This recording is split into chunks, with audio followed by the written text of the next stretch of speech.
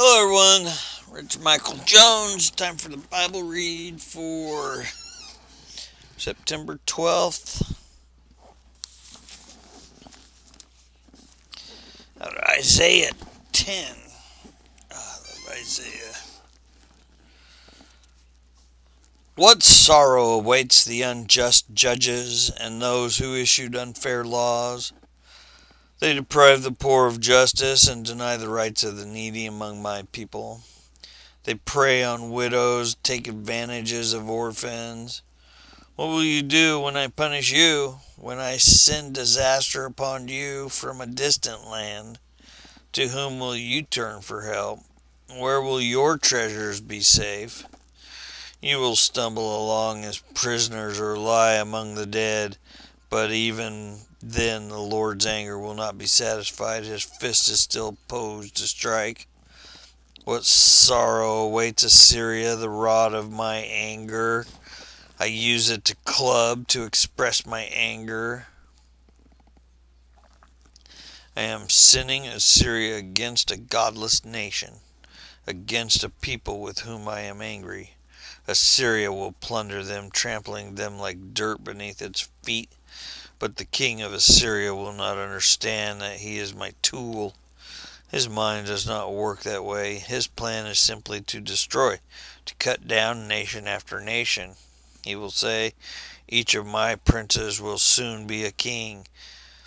We destroyed Culno just as we did Carchemish.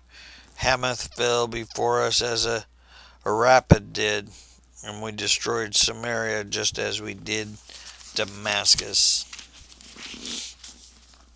Yes, we have finished off many a kingdom whose gods were greater than those in Jerusalem and Samaria, so we will defeat Jerusalem and her gods, just as we destroyed Samaria with hers.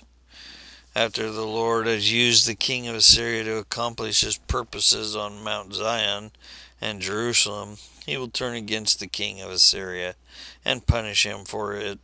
He is proud and arrogant. He boasts, by my own powerful arm I have done this.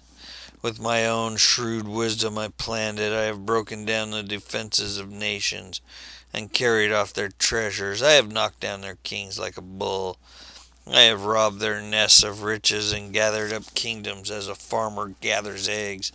No one can even flap a wing against me or utter a peep of protest. But can the axe boast greater power than the person who uses it? Is the saw greater than the person who saws? Can a rod strike unless a hand moves it? Can a wooden crane walk by itself? Therefore the Lord of heaven's armies, will send a plague among Assyria's proud troops, and a flaming fire will consume its glory. The Lord, the light of Israel, will be a fire. The Holy One will be a flame. He will devour the thorns and briars with fire, burning up the enemy in a single night. The Lord will consume Assyria's glory like a fire consumes a forest and a fruitful land. It will waste away like sick people in a plague. Of all that glorious forest, only a few trees will survive, so few that a child could count them. In that day, the remnant left in Israel, the survivors in the house of Jacob, will no longer depend on allies who seek to destroy them, but they will faithfully trust the Lord, the Holy One of Israel. A remnant will return, yes, the remnant of Jacob will return to the mighty God. But though the people of Israel are as numerous as the sand on the shore, only a remnant of them will return. The Lord has rightly decided to destroy his people. Yes, the Lord of heaven's armies, has already decided to destroy the entire land. So, this is what the Lord of heaven's armies says. O my people in Zion, do not be afraid of the Assyrians. When they oppress you with the rod and club as Egyptians did long ago, in a little while my anger against you will end, and then my anger will rise up to destroy them. The Lord of heaven's armies will lash them with his whip, as he did when Gideon triumphed over the midnights and the rock of Oreb, when the Lord's staff was raised to drown the Egyptian army in the sea.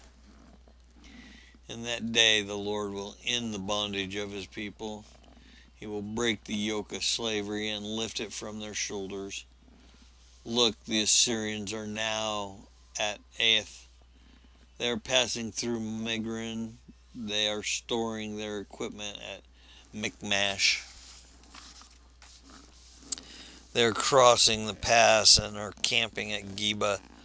Fear strikes the town of Ramah. All the people of Gibeah, the hometown of Saul, are running for their lives, screaming in terror. You people of Galim, shout out a warning to Lusha. O poor Anathoth, there go the people of Madmenah, all fleeing. The Syrians of Gibeon are trying to hide. The enemy stops at Nob for the rest of that day. He shakes his fist at beautiful Mount Zion and Mount of Jerusalem. But look, the Lord of heaven's armies, will chop down the mighty tree of Assyria with great power. He will cut down the proud, that lofty tree will be brought down. He will cut down the forest trees with an axe. Lebanon will fall to the mighty one. Out of the stump of David's family will grow shoot.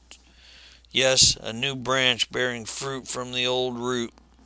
And the Spirit of the Lord will rest on him, the Spirit of wisdom and understanding, the Spirit of counsel and might, and the Spirit of knowledge and the fear of the Lord. He will delight in obeying the Lord, and he will not judge by appearance, nor make a decision based on heresy. He will give justice to the poor and make fair decisions for the exploited.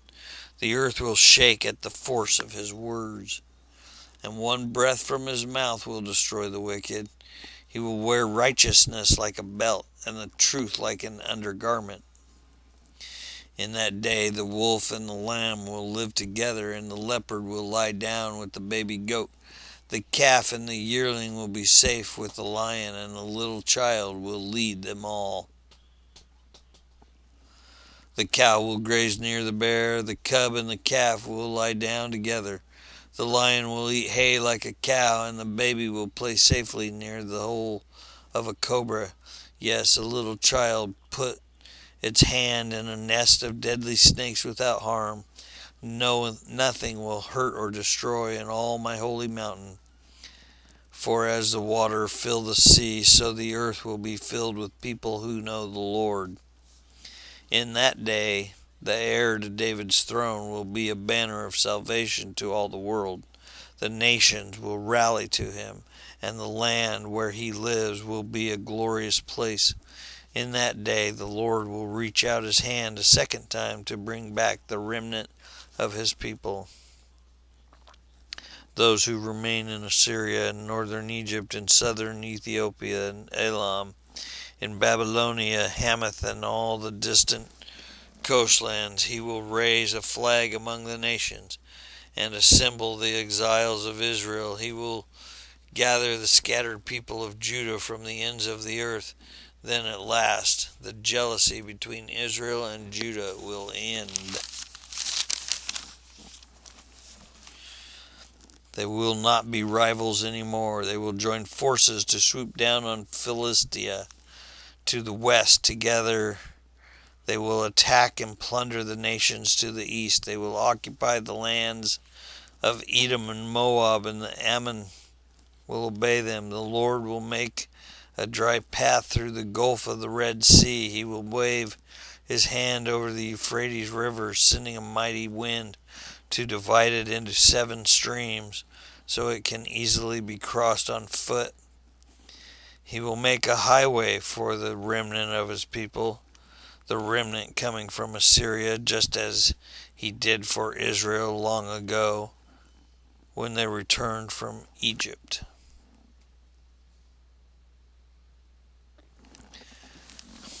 And the second part of the read is in 2 Corinthians chapter 12. You Corinthians have made me, Paul, act like a fool boasting like this. You ought to be writing commendations for me, for I am not at all inferior to these super apostles, even though I am nothing at all. When I was with you, thank God for Jesus, I certainly gave you proof what I am an apostle, for I patiently did many signs and wonders and miracles among you. The only thing I failed to do, which I do in the other churches, was to become a financial burden to you. Please forgive me for this wrong. Now I am coming to you for the third time, and I will not be a burden to you. I don't want what you have. I want you. After all, children don't provide for their parents. Rather, parents provide for their children. I will gladly spend myself and all I have for you, even though it seems that the more I love you, the less you love me. Some of you admit I was not a burden to you, but others still think I was sneaky and took advantage of you by trickery. But how? Did any of the men I sent to you take advantage of you? When I urged Titus to visit you and you sent our other brother with him, did Titus take advantage of you? No, for we have the same spirit and walk each other's steps, doing things the same way. Perhaps you think we're saying these things just to defend ourselves. No, we tell you this as Christ's servants, and with God as our witness, everything we do, dear friends, is to strengthen you. For I am afraid that when I come, I won't like what I find, and you won't like my response. I'm afraid that I will find quarreling, jealousy, anger, selfishness, slander, gossip, arrogance, and disorderly behavior. Yes, I'm afraid that when I come again, God will humble me in your presence, and I will be grieved because many of you have not given up your old sins. You have not repented of your impurity, sexual immorality, and eagerness for lustful pleasures. Amen.